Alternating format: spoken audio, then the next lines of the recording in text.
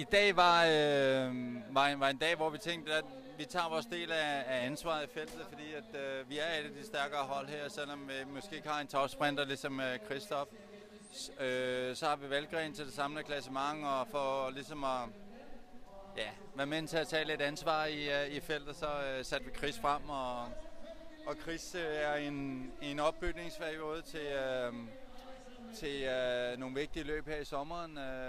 Dauphiné Libéré, så det er også godt for Chris Ankert her.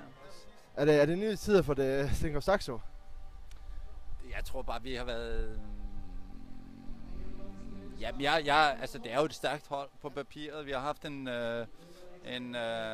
altså generelt, men altså vi har haft en dårlig start på sæsonen, men altså det er jo nok lidt, hvad man kan forvente af nogle af rytterne. Selvfølgelig har Jesper ligesom kørt over forventninger, ikke også? Men også for de rytter, der er her, er der nogen når man kører Tour de Fjord, så burde de være der, og det er de også.